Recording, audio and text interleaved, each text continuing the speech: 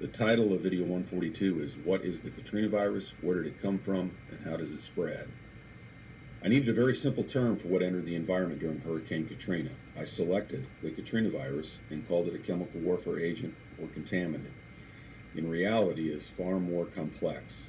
The mass murder-suicide in Newtown was the impetus for selecting the term Katrina zombie syndrome. It was more sensational at this time than I wanted, but it gets the point across. As time goes by, we will see more and more of the Katrina zombie syndrome.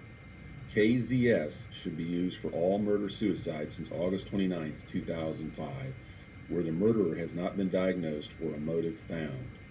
This would help in tracking the KZS. At this time, the federal government refuses to track murder-suicides. Why? A very plausible answer is that the Katrina virus and Katrina zombie syndrome is real and has infected innocent and unsuspecting Americans. The Katrina virus is a compilation of the following: biological, chemical, pesticides and herbicides are included. An example is Agent Orange.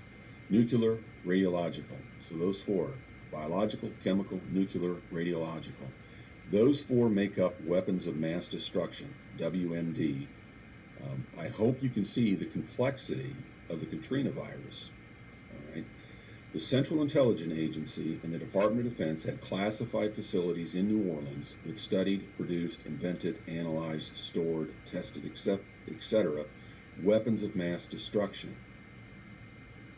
Ochsner Hospital, Tulane University, Tulane Medical School, and Tulane Hospital were the most well-known public participants. The weapons of mass destruction structure is still in existence today in New Orleans. I flew presidential, Air Force One, and Secret Service support missions while I was an Air Force pilot and officer. I am intimately familiar with the procedures and protocols. Air Force One did not land at Belle Chase Naval Air Station. If you remember, this with George Bush was on national news. He did a flyover but didn't land. All right. Did not land at Belle Chase Naval Air Station, which was secure. They told the world it wasn't secure, and that was hogwash. Louis Armstrong Airport was secure as well, because the president did not want to take a chance on infecting himself with the Katrina virus. Security was being provided, or could have been provided, with 4 hours notice to Herbert Field in Florida or Little Rock Air Force Base in North Little Rock, Arkansas. I was stationed there and spent a lot of time down at Hurlburt.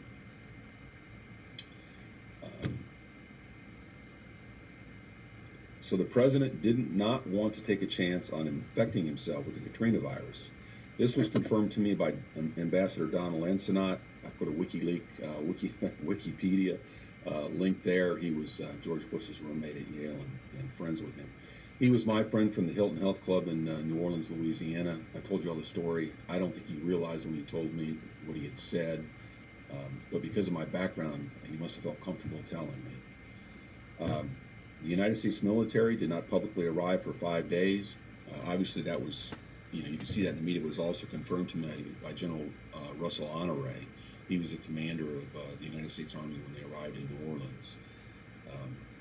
There was a division, a military division in New Orleans before Hurricane Katrina struck that had been issued by let me read that again. There was a division in New Orleans before Hurricane Katrina that had been issued. This division had been issued by Director Teresa McKay of the Defense Finance and Accounting Service, millions of dollars in cash in satchels, millions in satchels. She sat at my house in New Orleans and told me that a couple years after the hurricane. At that time, she told me it didn't make sense, but I figured it out, within a short period of time. She was my good friend, and she was married to my roommate, Jeff McKay, called JK, from the Air Force Academy class in 1982. There's a link to her resume. My cousin is Navy Admiral John Christensen. He is currently president of the Naval War College. There's a link there for him as well. The above information is important because the Katrina virus and the weapons of mass destruction are persistent or non-persistent. This is the measure of effective time, or how long it stays in the environment. This is the reason that the real rescue of New Orleans did not take place for 5 days. Environmental tests had to be conducted to see if it was safe. This is the reason people died. This was murder and genocide. Our government did not want contaminated people leaving New Orleans. 1,200 people are still missing and unaccounted for. Herbert Field and the 1st Special Operations Wing had a large presence in New Orleans immediately after Hurricane Katrina struck. Secretary of Defense Donald Rumsfeld refused to authorize their use. I put the links there.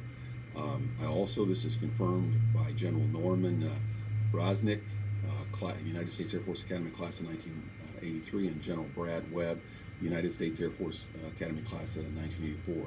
Please Google them. I was in the class of 82 and flew special operations. You can see my unclassified discharge DD-214 from the Air Force, C-27, C-130, C-23s, and another assortment of airplanes that aren't there. I go on.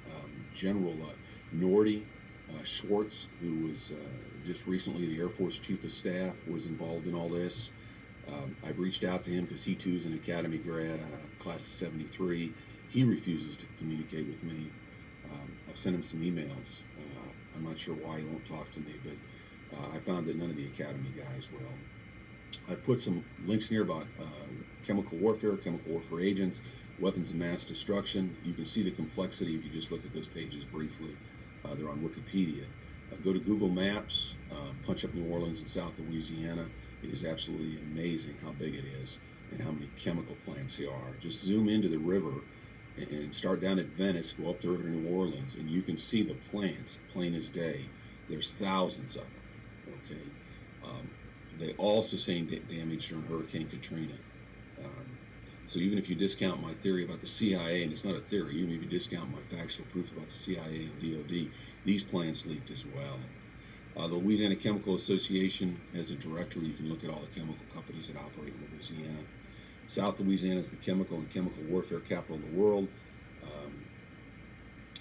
All the largest chemical companies are there. I put some examples down below in the description. You know, people say, well, what is it? Well, the Katrina virus. The worst part is, you got blood agents, blister agents, lewisite, nerve agents, V agents, Novichok agents, nettle agents, pulmonary agents, incapacitating agents, riot control agents. The ones that were working on the nasty ones were the triggering agents. One of them would trigger cancer. So if in your family, in your DNA, and you had, like, say, liver cancer, it would trigger that to come out. The other one is they want to incapacitate the foreign armies or the armies that we're in conflict with. The thing that we do is spread these contaminants, and the initial design was they would be short-lived and their useful effectiveness would be short, but it would turn these soldiers into zombies, and not the kind that you would go kill, but they would just, there'd be, lack of better terminology, no one home. People don't want to admit it, but our government is the evil empire. They were going to win a war no matter what it took. And if you look at some of the stuff they invented, it's really creepy. Stuff I couldn't invent, and remember that truth is always stranger than fiction. There's a lot of evidence that AIDS came out of New Orleans. And don't forget the connection with Lee Harvey Oswald and JFK and the CIA and the manufacture of these chemical agents in New Orleans. He lived there for a while, his trip to Russia. And I'm not going to get into that conspiracy, but you can see they had these primate labs spread throughout New Orleans in neighborhoods. They had them in the rich part of New Orleans, the old part of money. The old money is called Uptown. They had them on Louisiana Avenue in Uptown, New York. So take a look at this, see what you think. I had to come up with a name, and it was too complicated to go through and list all these, so I just called it the Katrina virus, and I called it a chemical warfare contaminant or agent. But if you look at the weapons of mass destruction, there was a nuclear accelerator located on Chapatoulas on the river. The manufacturing plants, Harcross, which was a Thomson Hayward Chemical Company, produced Agent Orange on Earhart. Dow Chemical, Corexit, you name it, it's been manufactured in Louisiana. And there's been bad stuff there that if it ever leaked, right?